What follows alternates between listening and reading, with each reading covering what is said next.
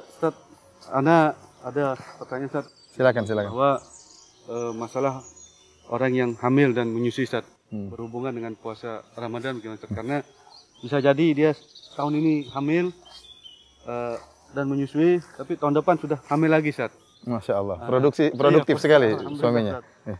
Nah ini bagaimana hukumnya Ustaz? Apakah dia harus mengganti, dan kayaknya agak kesulitan kok mengganti karena dia kan kita dianjurkan supaya menyusui selama 2 tahun Ustaz.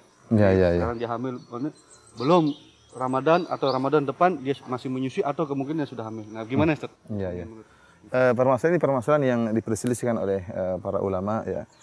Jumhur ulama menyatakan ya harus mengqadha, dan sebagian ulama menyatakan boleh dengan hanya membayar fidyah saja ya. Dan kalau kita perhatikan uzur-uzur yang dialami oleh orang-orang yang berbuka puasa, ada 2 model uzur. Yang pertama adalah uzur yang bisa hilang, dan yang kedua uzur yang tidak bisa hilang. Uzur yang bisa hilang seperti orang yang safar dan juga orang yang sakit, seperti firman Allah Subhanahu wa taala, "Wa man kana maridan aw ala safarin fa iddatun min ayyamin ukhra." Barang siapa yang sakit atau dia bersafar, maka dia kemudian dia berbuka, maka dia boleh mengganti di hari-hari yang lain. Kita tahu bahwasanya uzur safar dan sakit bukan uzur yang abadi. Seorang terkadang sakit nanti sembuh, safar kemudian mukim ya. Ini uzur yang bisa hilang, maka cara untuk mengganti puasa dengan mengqadha. Kata Allah Subhanahu wa taala, "Fa'iddatun min ayyamin ukhra." Itu diganti pada hari-hari yang lain selain di luar bulan Ramadan. Uzur model kedua yaitu uzur yang tidak hilang. Seperti Allah Subhanahu wa taala berfirman, "Wa 'alal ladzina yutiqunahu fidyatun ta'amu miskin."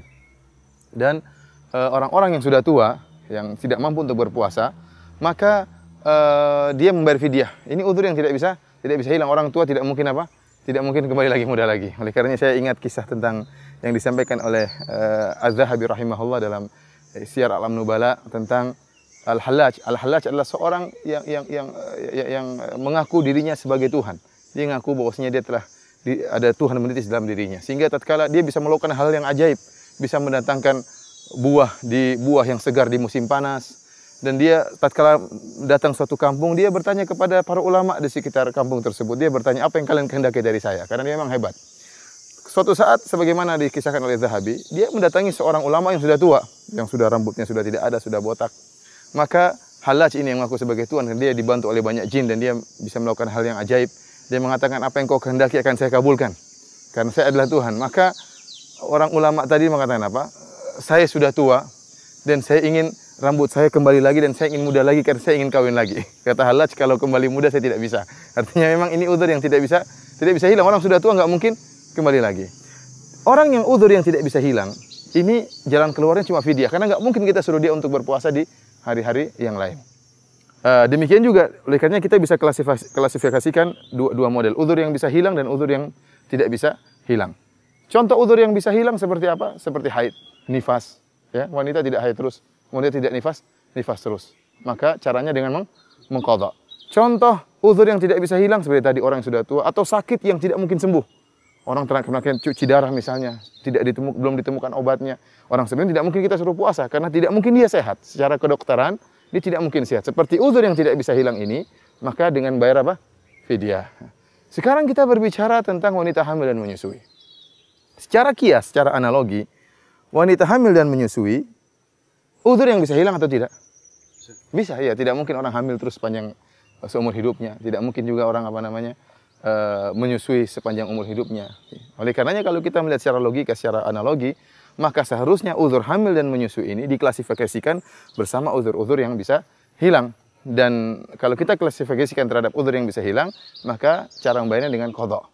Ini pendapat jumhur ulama, Dan ini dikuatkan oleh Syekh Muhammad bin Shalih Al-Utsaimin rahimahullah dalam kitabnya Syahrul Mumti'. Akan tapi ternyata ada fatwa dari 2 orang sahabat mulia, itu Ibnu Abbas dan Ibnu Umar. Mereka berdua berfatwa bahwasanya wanita yang hamil dan menyusui bayar fidyah. Ya. Tufdiyan itu bayar fidyah. Oleh karenanya, karena ada 2 fatwa sahabat ini, maka saya lebih condong kepada fatwa 2 sahabat. Kita tahu bahwasanya dalam usul fikih ada namanya qaulus sahabi hujjah. Perkataan seorang sahabat hujjah selama tidak ada sahabat lain yang menyelisihi. Dan tidak dikenal ada sahabat lain yang menyelisih fatwa dari Ibnu Abbas dan Ibnu Umar dalam hal ini. Dalam hal ini bahwasanya wanita hamil dan menyusui boleh membayar fidyah. Dan ini sesuatu yang memudahkan bagi para wanita sebagaimana tadi yang disampaikan oleh Bang Dung. Ada wanita yang demikian, dia hamil tahun ini, kemudian tahun depan dia menyusui selama 2 tahun, kemudian dia hamil lagi, kemudian dia menyusui lagi, suaminya sangat produktif dan tidak berhenti-berhenti, maka kapan dia bisa mengqadha puasanya? Ini fatwa yang meringankan bagi mereka.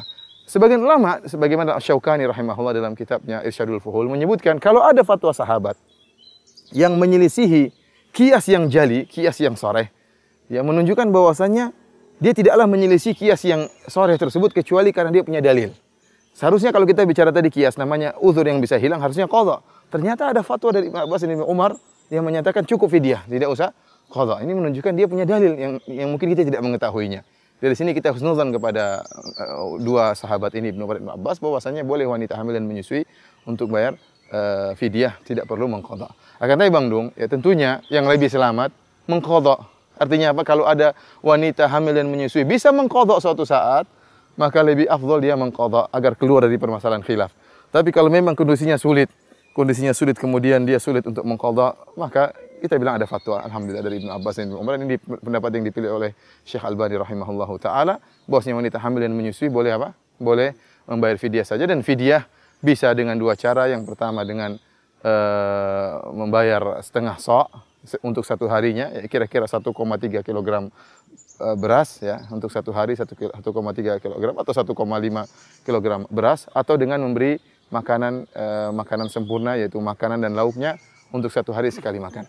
Demikian Bang Dung. Paham insyaallah Bang Dung? Paham. Oh iya, terima kasih. Ya, sama-sama. Assalamualaikum warahmatullahi wabarakatuh.